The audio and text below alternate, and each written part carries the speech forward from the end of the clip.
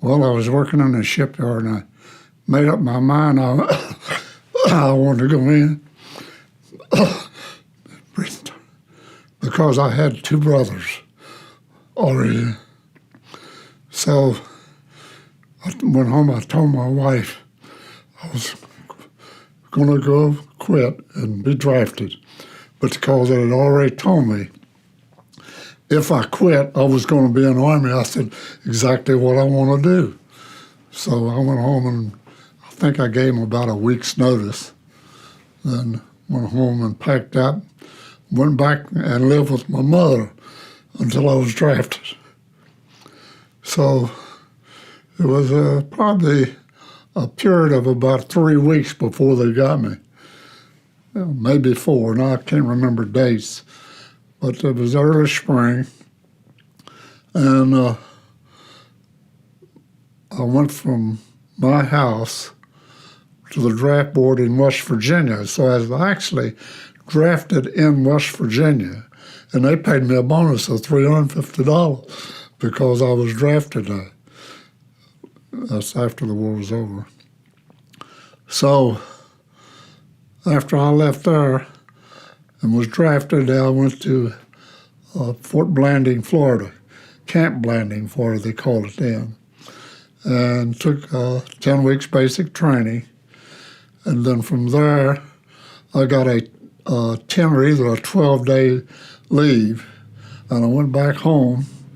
And after those days was up, I went to Camp Kilmer, New Jersey, and took another 3 weeks basic infantry training. And from there, I went to New York and was shipped overseas. And from New York, I think we stayed one night in New York because Camden, New Jersey was real close to where we were shipping out from in New York. I do remember seeing the Statue of Liberty when we went out. I remember seeing it when we came back in. But from there, I landed in Scotland. I think it was Glasgow, but I am not sure. I can't remember those names. And we stayed in Scotland one night. Then they put us on a train and sent us into England. And we stayed in there 2 nights, I guess to get organized and all. And from England, I went on to right on down on the coast. I can't remember the place where we got on a ferry and started to cross. Well, the ferry was an old ferry that they had used to haul cars like they used to have here in Portsmouth. Put them on, take them to Norfolk. But it was a dilapidated thing. It had built a back end something on the whole. They said they had 500 troops on each one of them. They had 2 of them.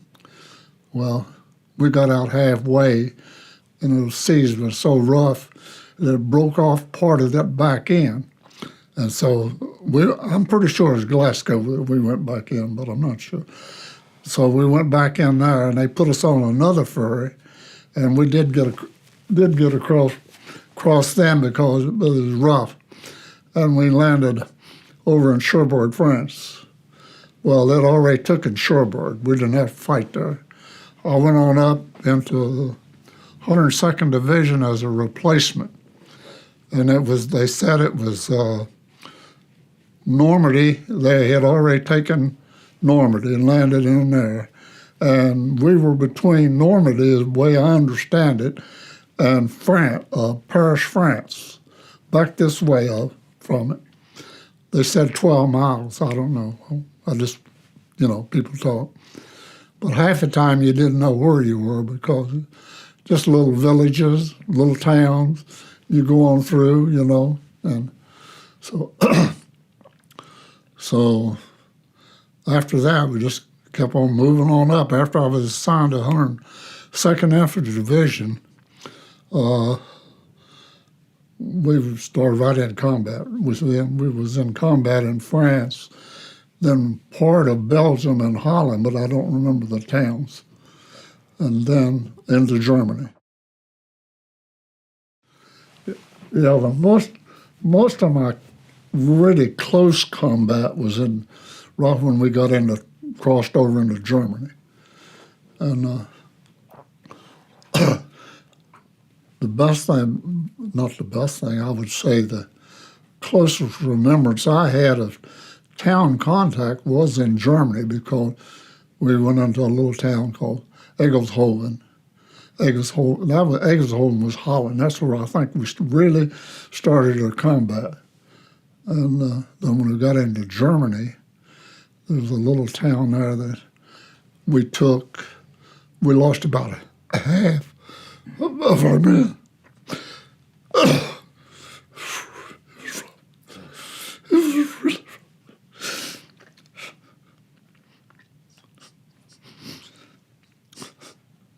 It's okay.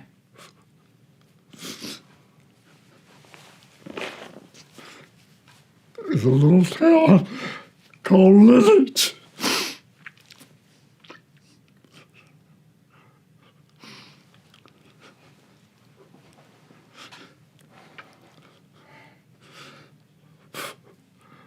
Okay, Bruce. We took a half out to town one day, and the next night we tried to take the other half of the town, and they had a bunch of people coming there and loaded our GIs on jeeps, just stack them on, haul them out. It was hard to see them go. It was rough. That was real combat.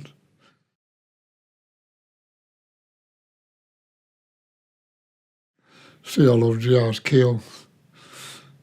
I mean, a lot of Germans too. And I had one great experience there. I had a guy with me because I was a BAR man, and his name was Blackburn. A New York guy, I know we'll forget him, big guy. And he was up front with me, and we were in Linnich trying to move through, and these 3 tanks came up behind us on this, just a little old town, just one road through it. I don't even know whether a town or a village. And these 2 tanks, they were, when I heard them, I knew they were Germans, so the sound of them. And we let 2 of them go by, and he said, "I'm going to get that 3rd one." I said, "Blackburn, don't, okay." So, and the thing we were in between 2 big, it was a little brick wall, a big thick brick wall between these 2 buildings. And it fell down and was up about that high, and we were down in the middle of it. And when that thing comes by, he opens up on it. Pow! Big puff of smoke come out, and man, he got that thing. And about that time, that old hydraulics kicked in and said, and of course, we both down in our head. They didn't know where we were. And he shot up, there's a building behind us. He shot up in there. He thought we were right in there, I guess. Swung his turret and went on down. That was my really first encounter with a tank. And I'd seen them sitting along the side of the road from where we started back in France, but not that close, not that, in combat with them. And that day they finally took the rest of that town. And we stayed there, I think it was 2 days. And then we moved on into a little town called Bracklin.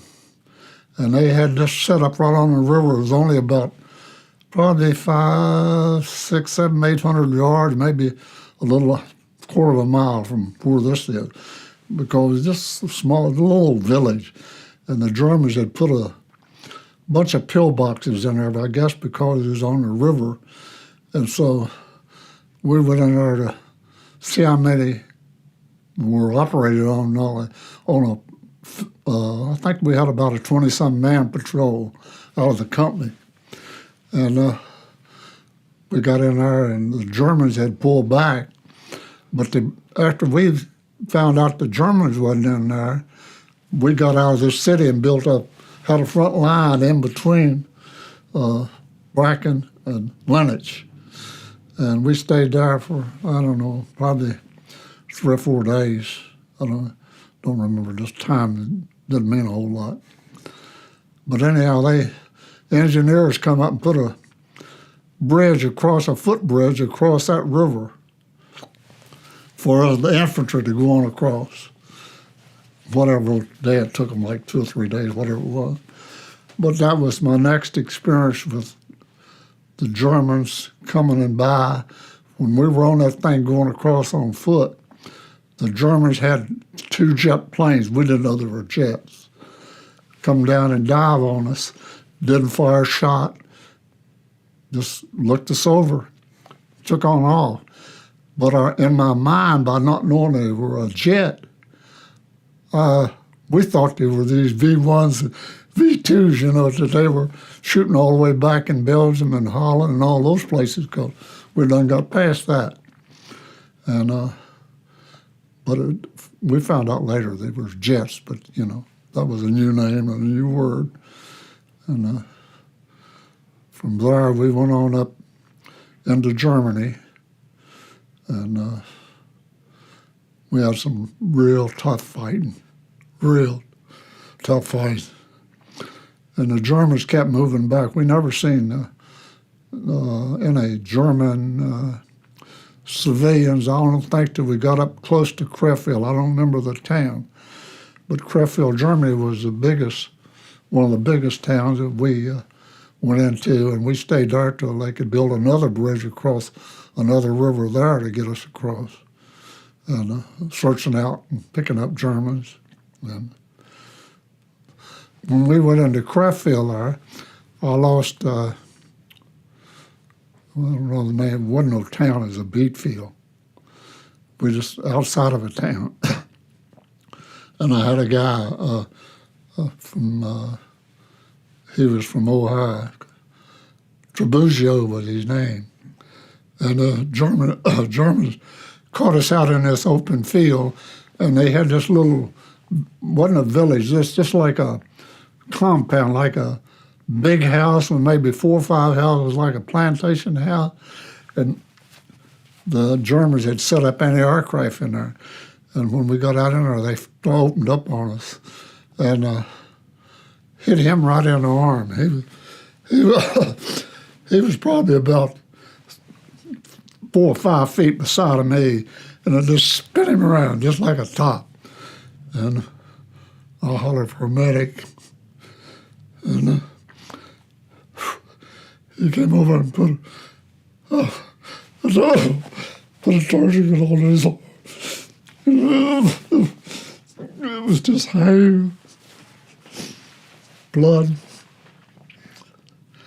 and I don't know whatever happened to him. Well, he lost armor. It was just skin holding it. And blood squirting everywhere, so I lost him. And we went on into next little town. I don't know what the name of it was. And I got a replacement. I had a guy with me. We call him Polak, but he I can't really think of his name right now. But he was a Polak, and he could speak Polish, but he couldn't speak German. And I lost him about, I don't know how many weeks after that. And then a third guy I had, third most, he was German. He could speak good German. Holtzman was his name, and he was from Missouri. And he stayed with me from then all through the war, man. So and then, we got another buddy. We were working in threes then. A guy by the name of Lawrence. And we went into this little town on this side of Bracken. No, it wasn't Bracken. It was Krefeld. That was the big town. That's the one we searched out. The little town before we got into Krefeld. They had what they called officers cadet school, just like we have. All these young guys, they were 16 to probably 20, going to this school with a bunch of them. And when we run into them, we had to kill most all of them. They wouldn't give up. I guess it's because of their training. They thought they were, far superior to us. And so we just about wiped them out.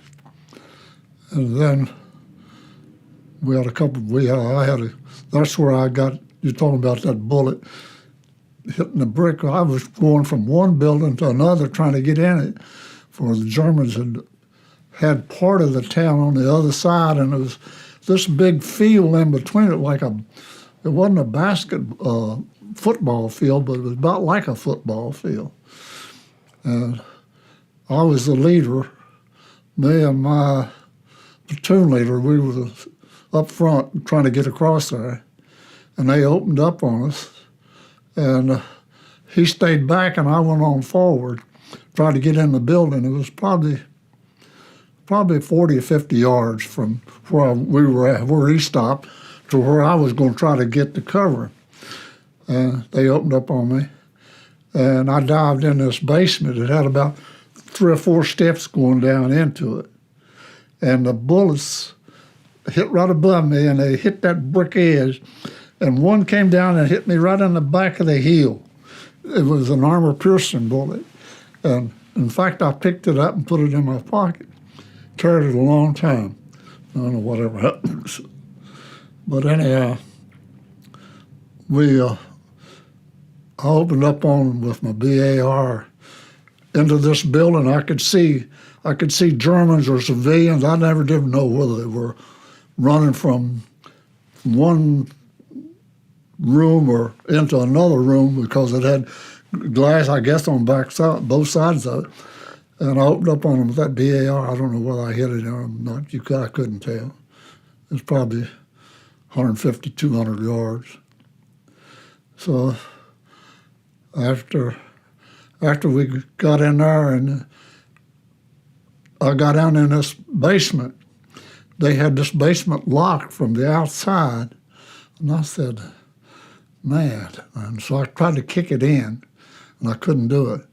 And about that time, my buddy, he'd come on up, and we kicked it in. It's a good thing I didn't try to shoot that lock off. That's the first Germans that I remember encountering, women and children and men.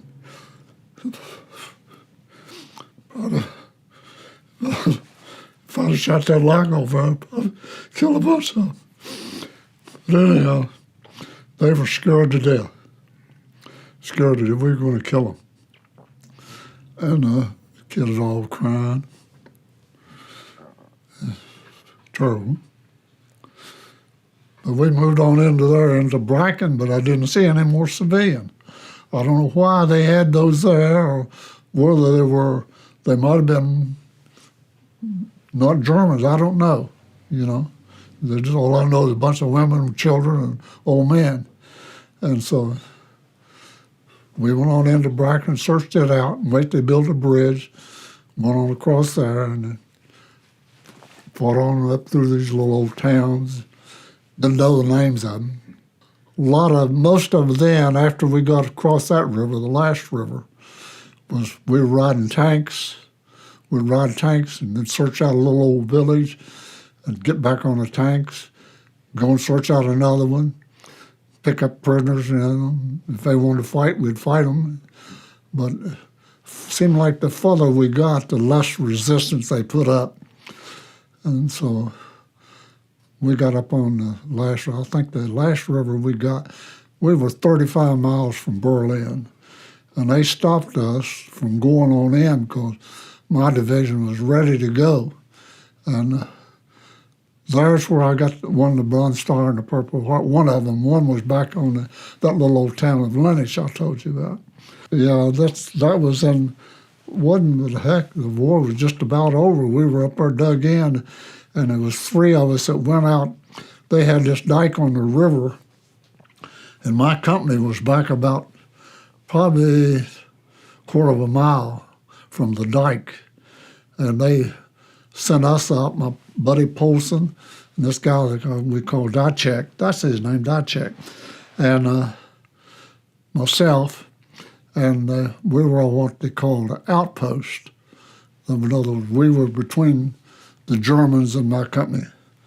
And we found a big foxhole that the Germans had already dug in on top of this dike, great big foxhole.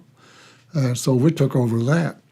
In fact, we had a phone. We drug a phone all that distance from our company well, it wasn't our company, it was from our platoon CP, out there with us. And that first night we were out there, I had the guard duty. We was trying to sleep. It must have been early. I don't know what time it got dark. It got dark 5, 6 o'clock, wasn't it? It was early.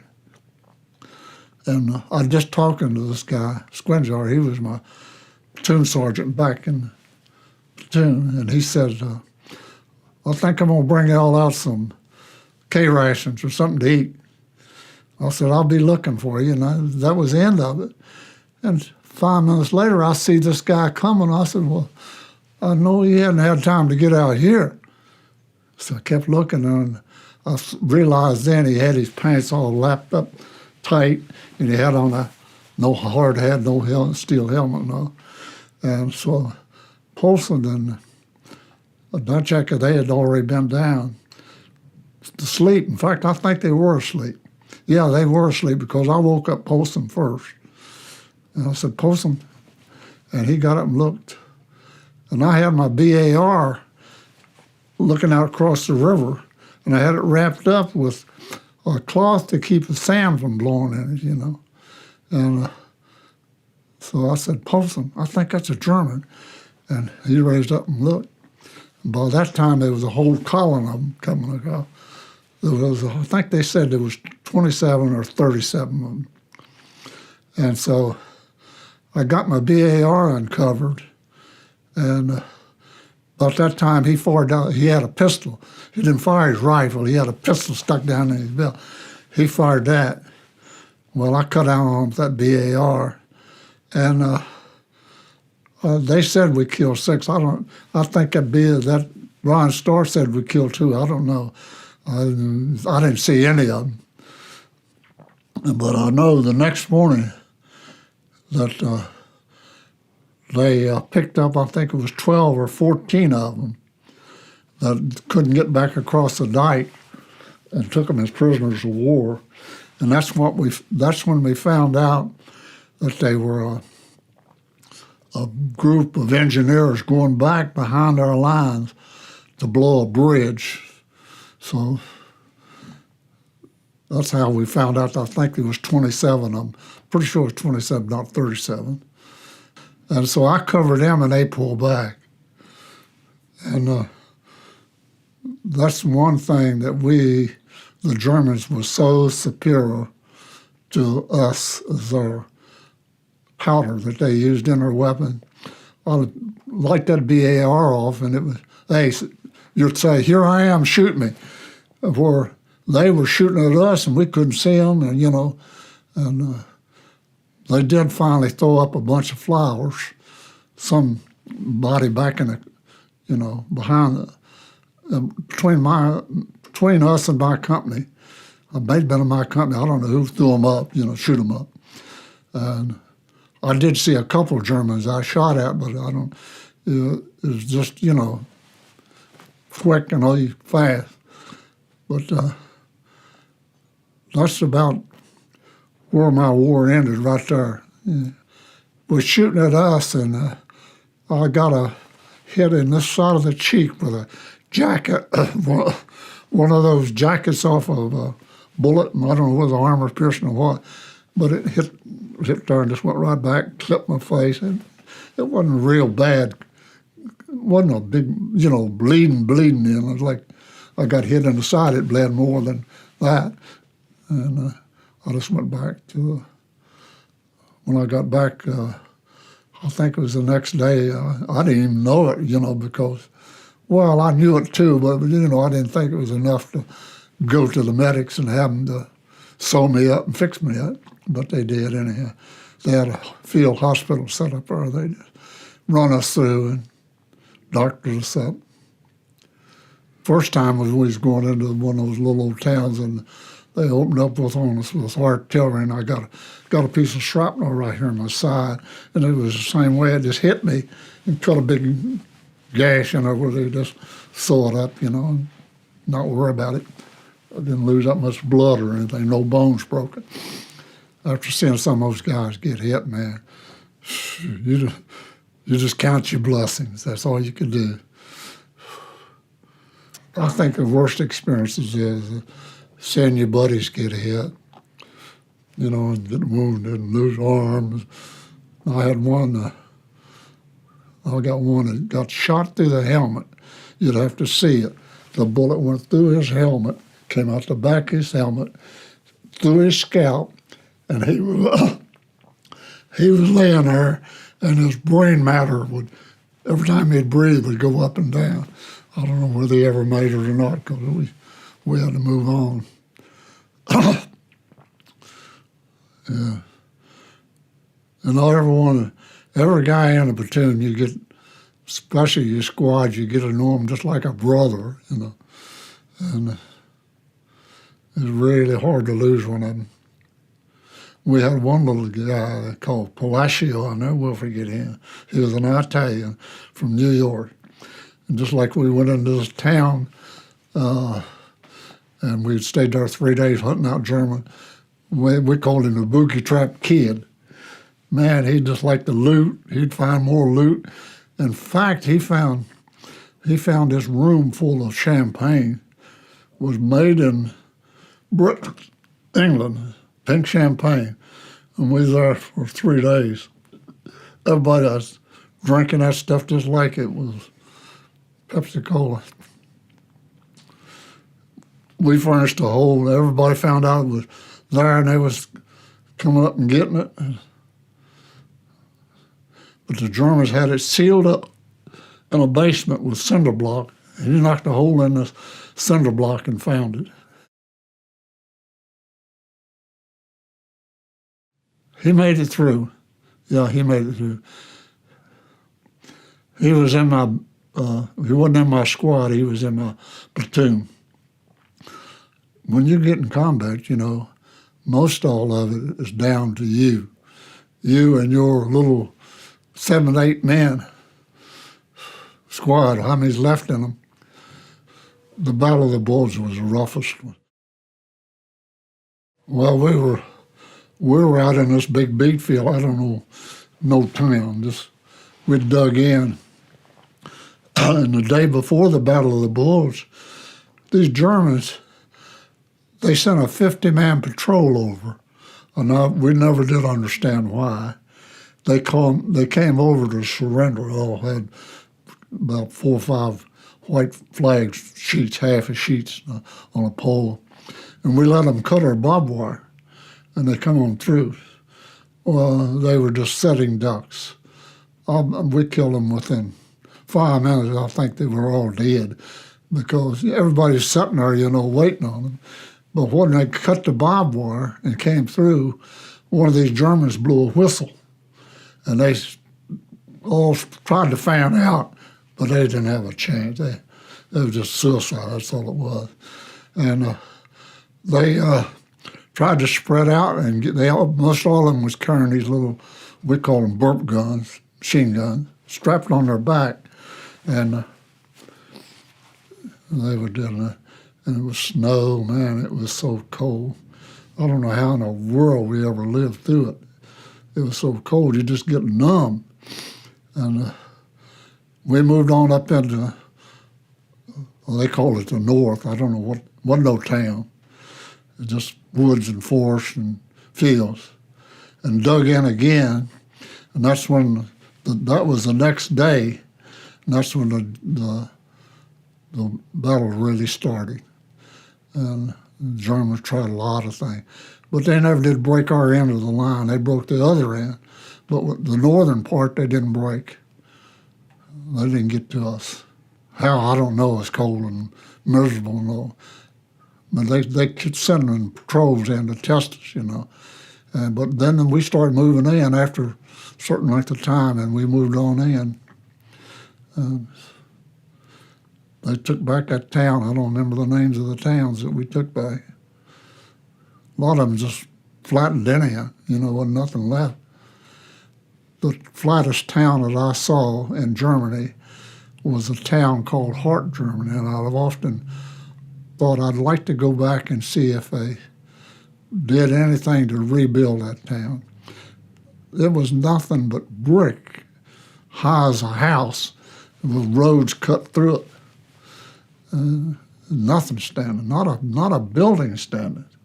And they said it was flattened so much it was a factory town where that they built tanks and they built engines. I don't know what kind of engines it was. Wasn't nothing there but brick when I saw it. It was crap. No, I don't think you could rebuild a town like that. It wasn't a big town, just probably something like Suffolk or something like that. Didn't have a whole lot of big, I'm sure it didn't have a whole lot of big buildings, or it would have shown. Something had been left. Yeah, it's just like, it gets to be just like a day's work, You think about it, and you try to put it out of your mind, and sometimes you could, sometimes you couldn't. But every day you're in combat, you don't know whether you're going to be living the next 20 minutes or not, and you just you don't worry about it, you don't think about it. You might do when you first start off, but like I had that Polak, he said, we were in a little old town right outside of Brackland. Well, it was a field. We dug in, and there was a German about probably 40 or 50 yards from us. He's pretty good distance. And he had it was snow, it was real deep snow, and it was cold. And he was laying up on top of that, and he had his hands like that, and his wedding band was showing. And he was worrying about that guy. Wonder how many kids, he'd tell me, wonder how many kids he had. I said, Dutchek, you better not be worried about how many kids he's got. But he almost cracked up. Just worrying about something like that, you couldn't get your mind on something like that. You would get killed. I've only known of 2 guys that broke down in my whole platoon. And I didn't see either one of them. I just heard that from other people who said they broke down. Well, one of them, he got hit. He got hit in the shoulder. German shot him. And another one, he was a guy from Virginia Beach. And we were going into this town searching it out, and the Germans fired at us with some tanks. And one of the bullets hit right in front of us, and I had just got back inside the building, and he was following me behind me. And it blew him right by me. It blew me down that hallway, and they said he cracked up after that. I never did see him after he got hit there. We had to keep on moving. You don't stop. Well, I didn't know this until I was reading a book or reading a paper. We thought it was Dachau. They had these Germans, they had just pushed a big ditch down through there, and they had all these Poles and prisoners of war and all. Must have been, I would just guess, 100 or 150 bodies laying in that thing. And this big metal shed that I went down by to see that, they had one prisoner try to dig out, and he had got out and got his head out and looked like they'd shot him right there.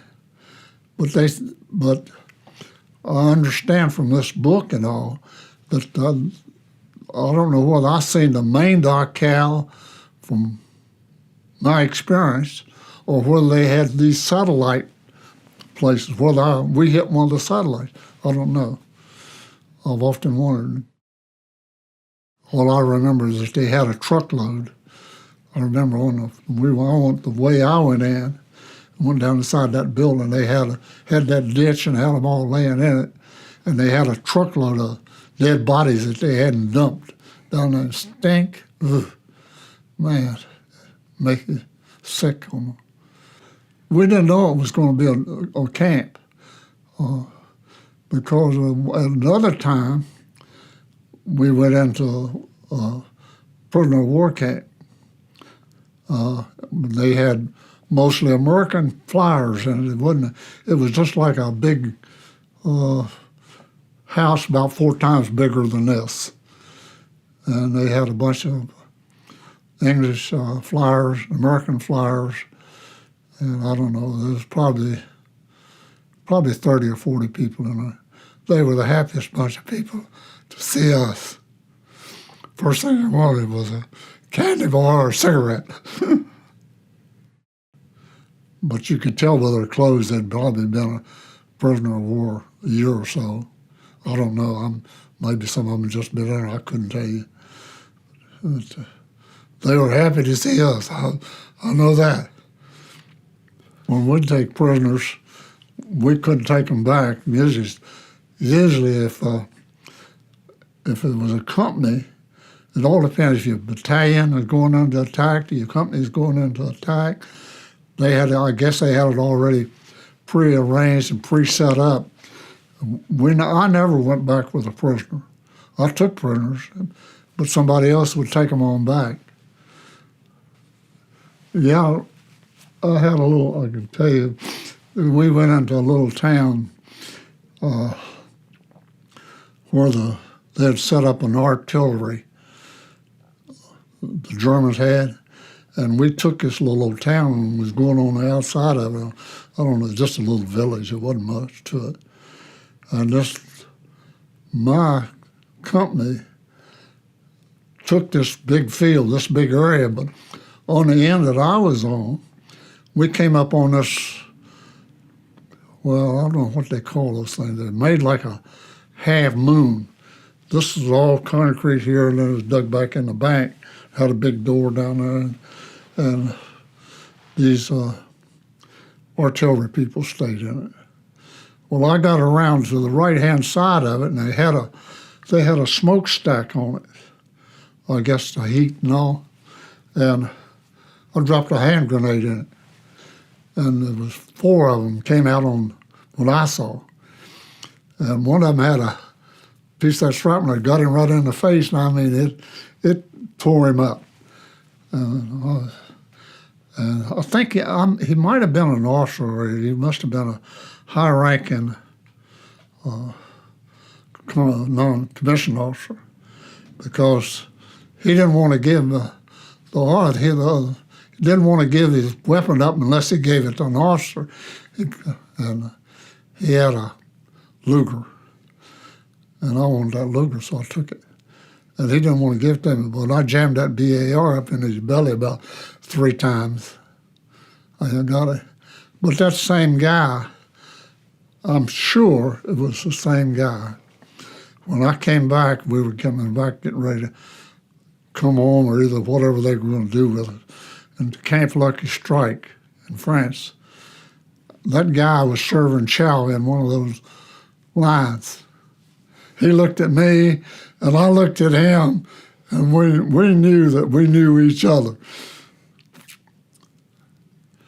Well, a lot of them you try to put out of your mind completely. Some of them you can't, just like those guys all stacked on that Jeep. I've tried to put that out. Well, but I've seen guys, shot up so bad, you just have to put them out of your mind. You say, well, wonder what happened to him? Wonder if he made it or not? Well, after the war was over, we were there in the occupation force. I was there almost a year. I think it was a year. And nothing to do, And each division, they form these clubs to get you to try to keep you entertained. And I don't know, I just got on the boxing team because I boxed some in school, and I boxed while I was in training, and I just liked to box. So they had what they call elimination, like you start out in companies, then battalions, and then it goes on to elimination just like that way.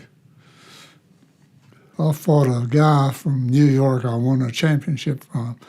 I didn't know it then. I didn't know it till after they published. In fact, I got a clipping about it. He was a Golden Glove client. So I must have been pretty good to beat him because I never really had. But a guy from New York wanted me to fight pro. And I said, no. My wife didn't say no. No to that after I came home. In fact, that was a turning point when I got back to Camp Lucky Strike. If the war hadn't ended in Japan, I would have probably wound up in Japan. Man, you've seen these New York parades? That's the way Paris was. Man, blues and fireworks and people shooting up in the air and happy. So it's a lifetime experience. You wouldn't take nothing for, but you wouldn't give it one penny to go back through it again. It's so rough and it's so so bad. Well, unfortunately, I didn't. When I got out of World War II, guy talked me into joining the reserves and that was working with me. So I had just joined them about 3 or 4 weeks and got a call for the Korean War. But I made out because I had 2 kids then and I'd been in combat. And so they sent me to Fort Leonard Wood to train combat engineers. So I stayed there 2 years during the Korean War. It was a job, that's what it was. It was a job. But it still you had to be physically fit to do it, And I was in good shape. I wouldn't want to do it all over. No way. I don't think I could make it knowing what you know now. See, back then you thought you were bulletproof. Now you're not. I think it makes you appreciate your family more, appreciate life more, and friends, And I think one of the biggest experiences, I think, that you learn how to work with people, learn to love people. Draws you closer to people. Because, most of the people, you take most of the Germans, they're just like you and I. They didn't want the war. It was the influence that they came under that I wouldn't say, you always got bad apples like that run those concentration camps, but they're doing it under pressure too. They just don't go out there and gas people because they want to. Somebody's telling them to do it or you better do it. So you learn that there's all different types of people in the world. It's not an anger, it's survival. I think that's the best word for it. You do it for survival.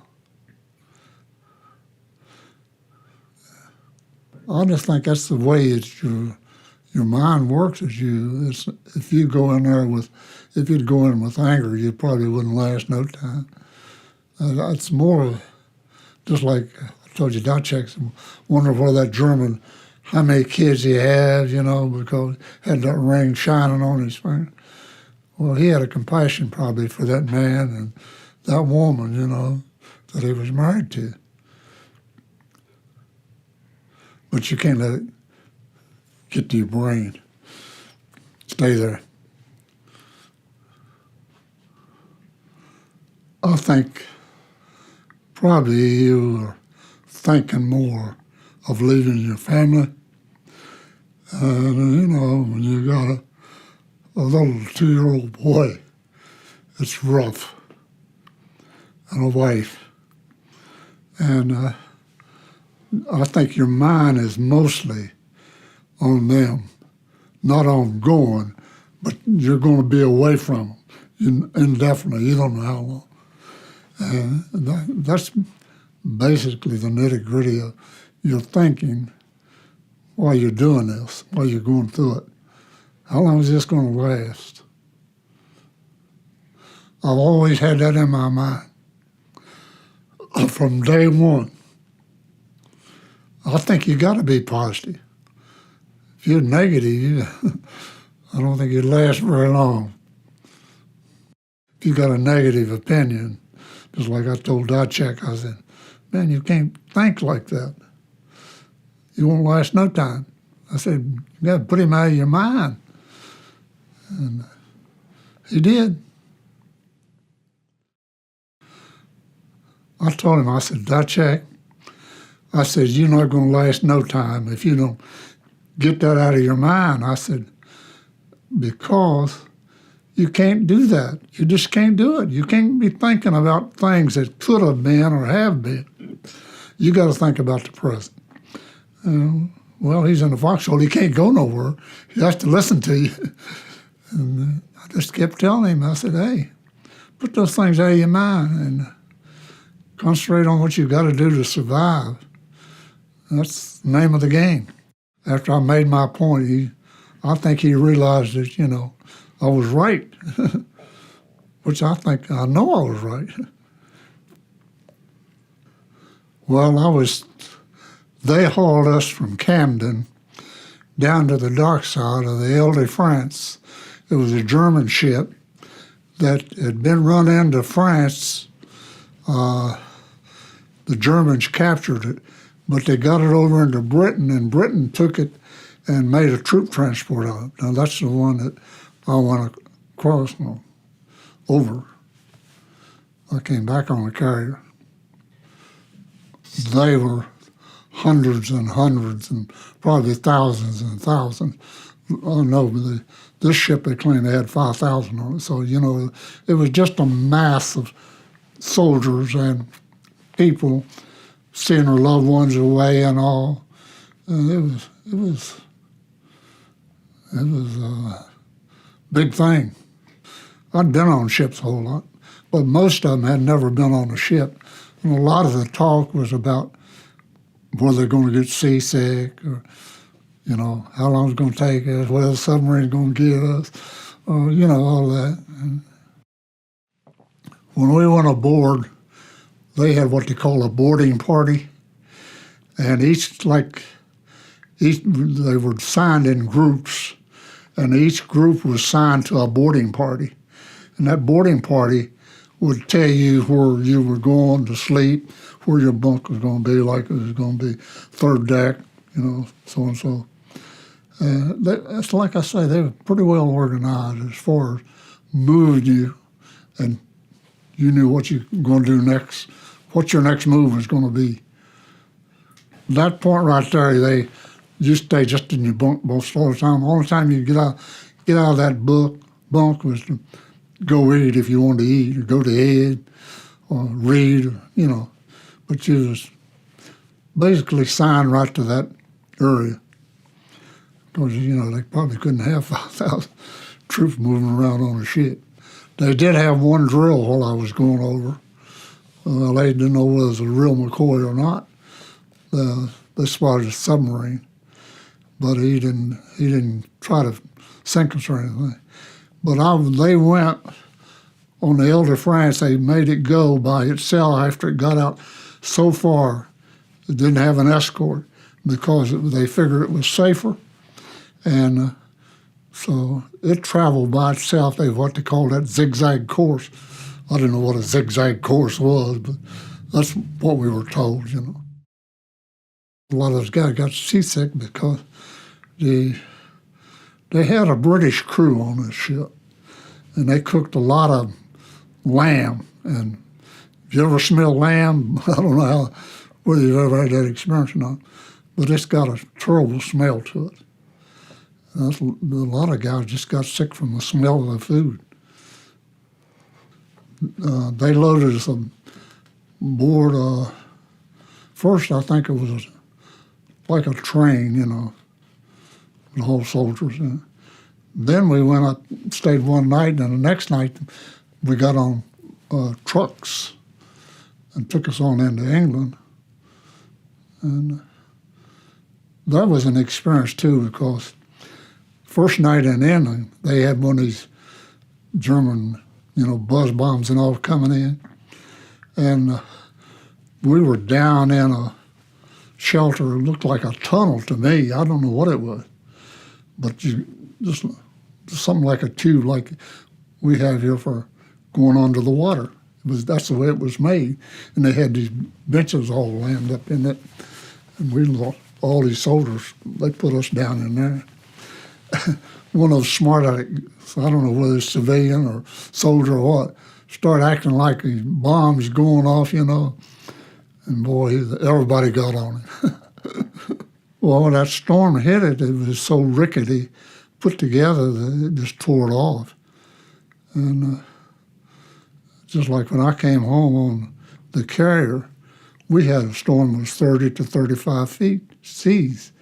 It tore the guns off the side of that, all the catwalks, and a 5-inch gun, And the storm was strong. When you tear a gun off the side of a carrier. I tried to think positive all the time. So I figured it's going to be all right. Well, you rode a ferry, you know how they're made. Drive your cars on them. It's the same type of ferry. But they had it covered up, and it tore a lot of the deck off the top of it, and places they had built where they could haul troops and get them out of the weather. Now, that's what it tore off, all that stuff that probably they had added. Looked like some barges you'd all tied together there that they put us, when we came in, we tied up to some of these barges. Then they had these barges going up to where you get on land. When I got up into Cherbourg, I saw what they had bombed it and tore it all. Wasn't much left of it, but I did remember seeing this restaurant that had this machine gun built into the door. I went by that. I thought, man, machine gun built into a door? I remember that. That's kind of odd. I guess that's really stuck in my mind. Well, I think my thought was, war's hell. Just see all that destruction then. And I was probably thinking what might come after that, after the landing there, which was right. I saw a lot worse things than what was right there. I think you're expecting it in a way, but maybe not as gross as what it was, No, we didn't know whether we were heading for Normandy or France or where we were heading. You didn't know all that. We really didn't know. We knew we were going. What day we're going into combat, had no idea. You knew you were going. It was definitely, you knew that. But I think it was a relief to know that you're actually going to go into combat and maybe say reached your goal of getting into combat. But I don't know, it wasn't much anxiety. It's more like hey, we've made it.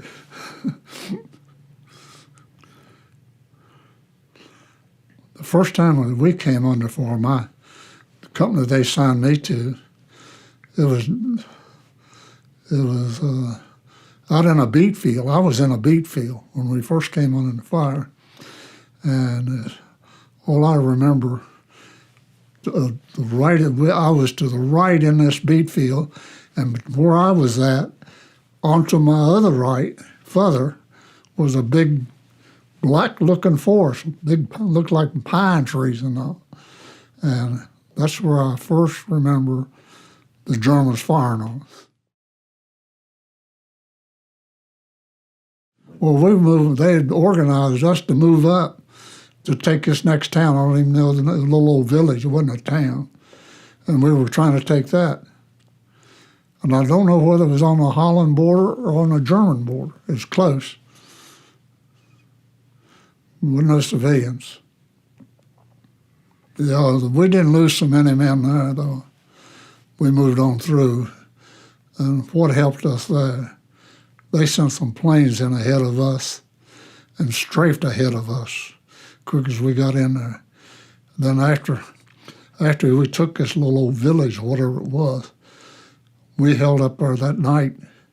And the next morning, we moved out to take another little old village. And, that's the way you do. Just leapfrog from village to village, town to town. I did see one. I think she must have been a nurse. It's the only woman I saw, and she was pushing a cart. She had been pushing a cart, and she was laying beside of it.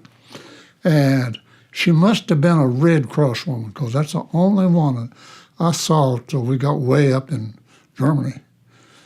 And she probably had medical supplies or something. I don't know what she had in it, but I remember laying there beside that basket, baby basket, like you push a baby in.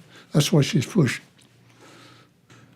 Well, you basic training, I took BAR training too. That was one of the requirements. And when we got over as a replacement, when we went into France and they signed weapons to us, we didn't have weapons till we got to France. And so when they signed us to France, he said, you Company A, you Company B, you Company C. The BAR is an automatic or a semi-automatic rifle.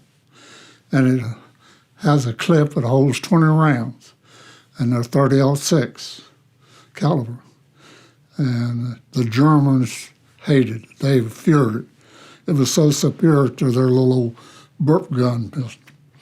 But the way I got assigned to it, when we went up landed in Cherbourg and went on up and got assigned to a company, then we got our weapons, and they pick you out. You're going to battalion so-and-so, you're going to platoon so-and-so, then you're going to squad so-and-so.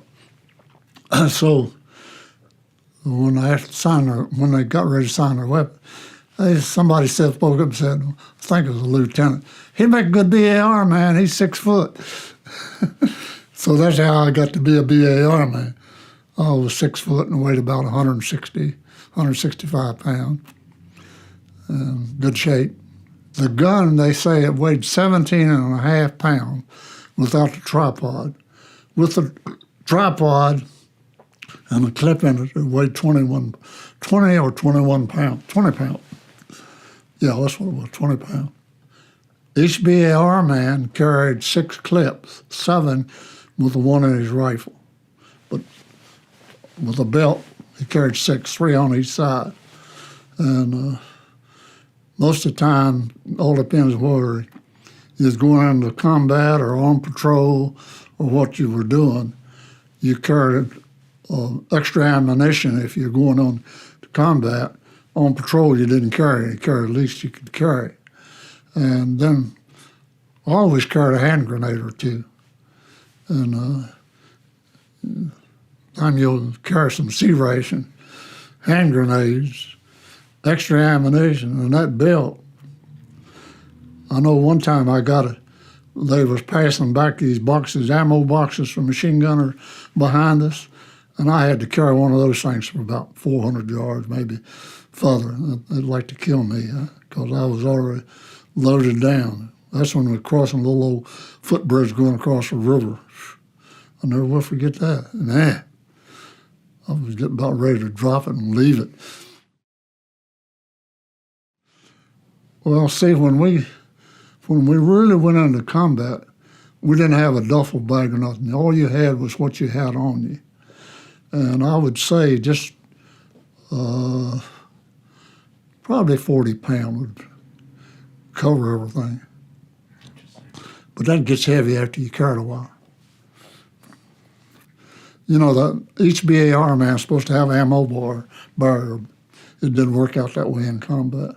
But that was in training. That's the way they taught you. I felt I was better protected with a BAR than those guys that had the M1s, because you had more firepower. I guess it's really, I felt safer, you know. Although I know they tried to knock out the BAR guy first. The average life of a BAR guy, they said in combat, if it equaled all out, wouldn't be but about 7 hours. I carried German and sidearm a couple of times, but all I had was a trench knife. I took that tripod off that BAR, go, you know, lightening up the load. I carried a while, but for what you used it wasn't worth carrying.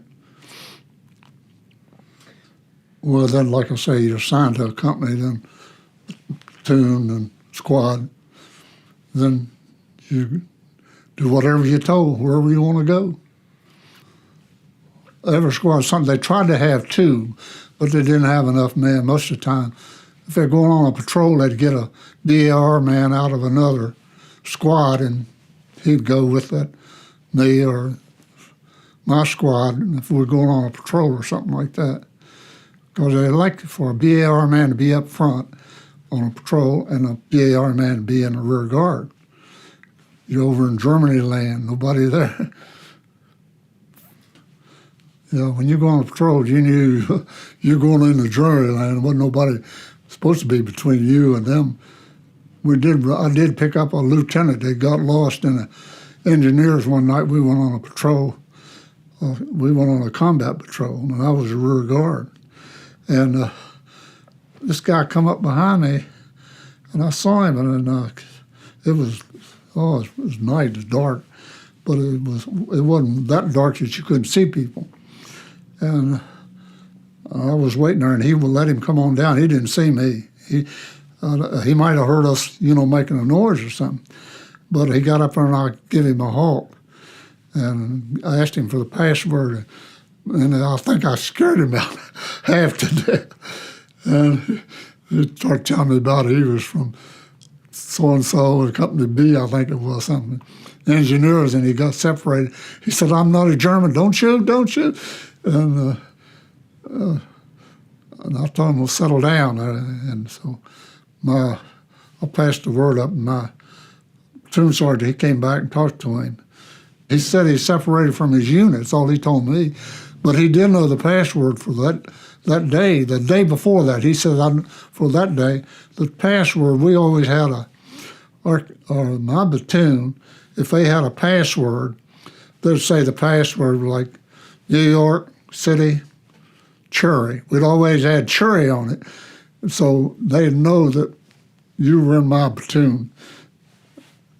Well, I was in that field I was telling you about. Wasn't no city, it was just a big field. And that big woods to the right. And most all the fire came from that woods.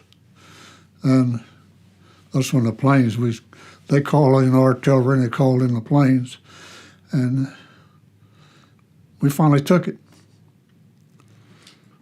I think you're thinking about mostly the next in game. What's coming up next? What's coming up next? Are we going to be fighting tanks? Are we going to be fighting Germans? Are we going to be fighting, you know? Well, when we first start off, we just go in and they would shell it. Some maybe bomb it. And we'd go on in and pick up what Germans left. If they fight, we'd fight them. We'd kill them, or they'd kill us. And go right on. And then they wanted to surrender, we'd take them prisoners, send them on back, and keep right on going to the next town.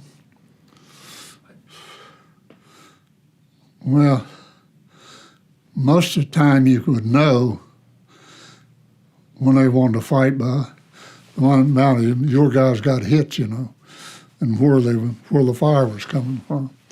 And what we tried to do is we had places we could get for shelter, like buildings or getting the basements or dig foxholes or however you could protect yourself, get behind trees, logs, or whatever you could get in to protect yourself. And yeah, it's just a matter of survival. That's all it was. You're trying to out-survive him. You're trying to locate where that fire's coming from. Especially me, I'm a BAR man. I'm the firepower of the squad. I'm trying to locate where that bullet's coming from so I can cut out on that area. And you can spit out 20 shells right quick. And you're trying to be conservative too because hey, you only got 7. Then you got to take your bandoliers off and load them into your clips. Well, one of these beet fields was coming up to this house. Well, it was like more than 3 or 4 little houses in a village. Like, it wasn't I don't know they had a name for them. But anyhow, I saw this German to the right of this building. He was by himself, and he looked like he had run out of this house and got behind about 4 or 5 big bundles of hay. And I saw him. And I cut down on him with that BAR. And I didn't know I hit him at first, but I'd hit him, I'd shot him through the knee. When I got up there, I took him prisoner. And I gave him a cigarette. I don't think his knee was as bad as it could have been, I don't think it tore his knee all out like a BAR would. It probably just hit him a glancing bullet or something, but it was bleeding. And he was holding it, and he had wrapped something around it. I don't know what it was. Playing right there in my head today. I would say he was between 21, 22, my age, had black hair and real brown eyes. He didn't have a beard. I don't remember how he asked me, but I knew a little bit of German. And oh yeah, Zigarette. Yeah, I remember how he asked me. Think about it. I knew I'd shot into these hay bales, what they were, square, and he was behind them. So I figured I was looking for him to be dead. And when I got up there, because I wasn't too far from him, when I shot him, probably 50 yards or less. And when I got up there, I expected him to be dead. But when I came up there, see, I had that BR, I was ready for him. And he surrendered himself. He was telling me he surrendered, And that's when he asked me for that cigarette. I gave him a cigarette, and I even lit it for him. And we moved on, my squad moved right on down to this woods where these houses were. And that's what our goal was. We had to keep the line moving. You just didn't stop.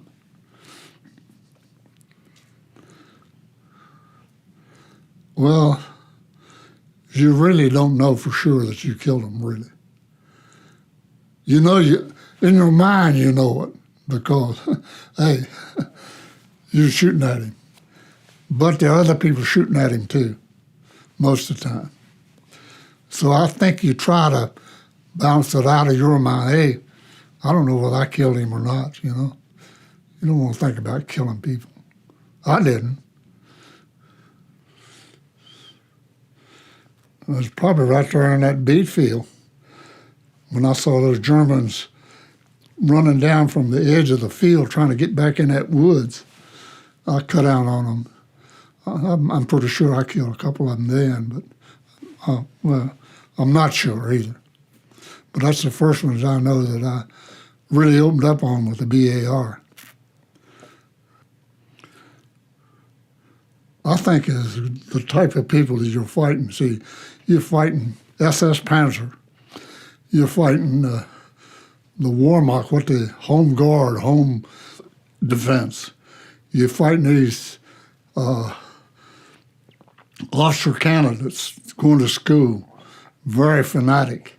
So I think it depends on what type of people you're fighting or engaging. Better training. And the cadets, they just didn't give up. You had to kill them, kill all of those, just about. And the Wehrmacht, they give up quick, a whole lot quicker. They're older men. They were, they then got up into the 40s and 50s probably. I don't remember the name of the little town that they had just set up in. It was just like, probably like something like our services, little barracks and all. And when we got up there to take it, man, they just wouldn't give up. We shelled them. They shelled them with artillery, and they tried to counterattack us. That's when most of them got killed. We were holding, and they determined they were going to get us, but they didn't. They moved the tanks up, and after we had fought there that morning, they moved up tanks, and we got on tanks. The tanks wouldn't move without infantry. And we got on tanks, and we went right on through the town. And that's when I did get to see part of it, what destruction of artillery and we had done.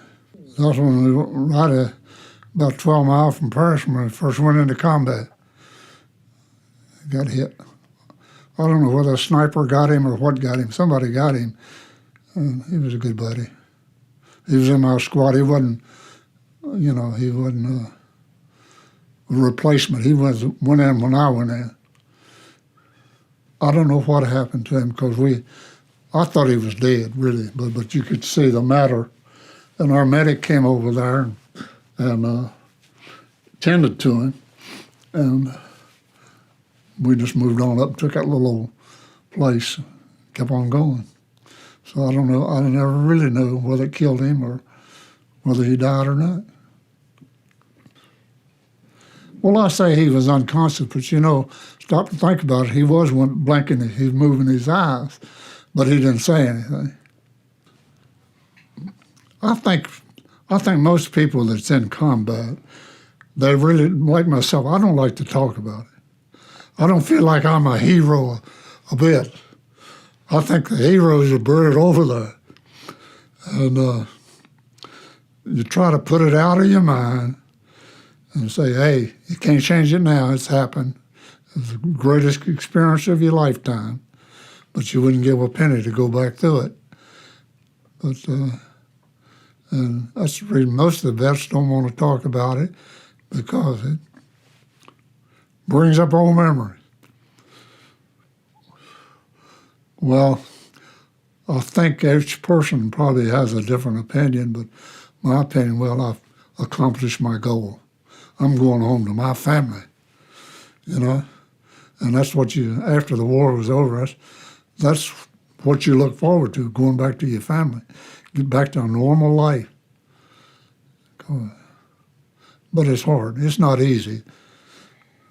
Not easy at all. Well, it's a relief too, I guess it's, you build up pressure, the pressure's gone. And, you don't worry about that anymore. You can't put everything out of your mind you want to, but you try. But it doesn't work that way. It's a transition. That's the reason a lot of these guys that was in combat, they crack up and right now, I guess they just can't get it out. I just didn't like to bring back old memories. I think that's the main thing. Why dwell on something's in the past when you can't change it? Huh? You're just punishing yourself.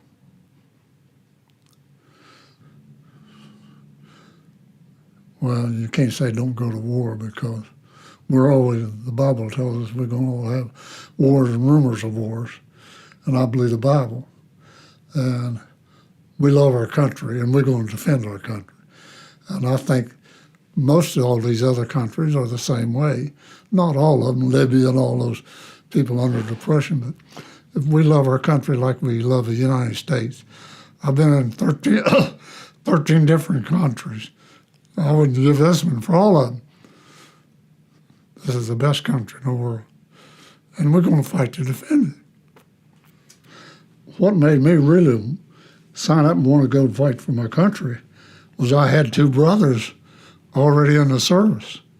And by the end of the war, I had 5 brothers in the service. And all of us came back. And I got one brother still living out of a family of 15. But none of them got killed in combat. 3 of them was in the Air Force, and I was in the infantry, and my other brother was in the Merchant Marine. Now, he did get 2 ships shot out from under. Well, my brother that was stationed in, I had 2 that was in England, and after they took half of France, they moved his fighter, he was in a fighter group, they moved him over to France, but he didn't know it then. But my other brother was over there, and they got to see each other. That's only 2. One of them was a mechanic, and the other was a firefighter. The one that's living now is a firefighter. He's the only one left. He got total disability.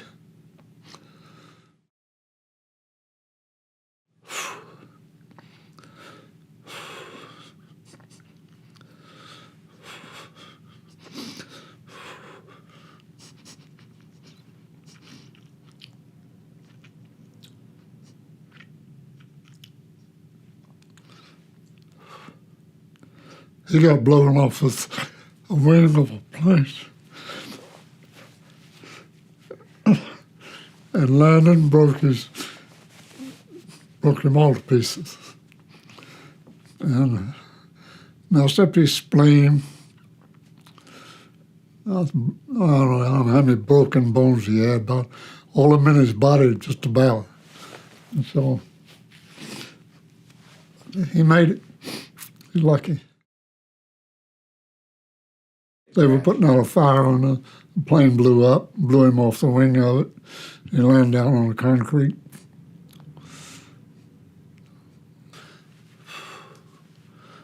And he was in bad shape. I didn't think he was going to make it.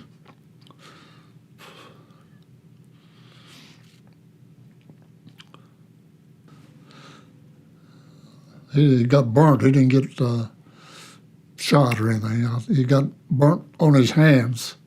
Not bad, but you could tell it if you looked at it. Well, you can wear it to so much and that's it. My mother did all the wearing. Well, it probably drove her crazy. I have 5 sons in combat.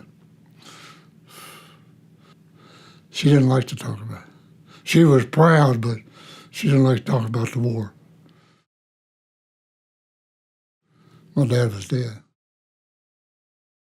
She raised us.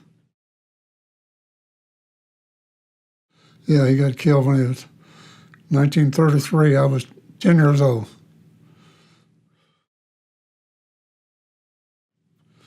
Drunk ran off the road and hit him, killed him.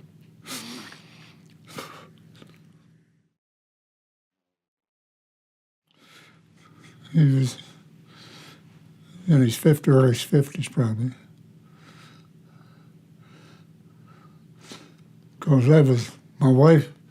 My mother was his second wife, and she was, I think, 14 years younger than he was. She was 40. He was 54, of course.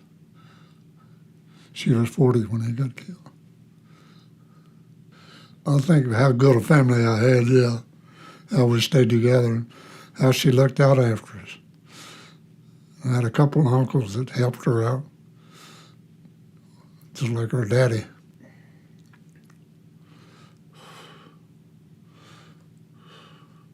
Well, I think we about had it.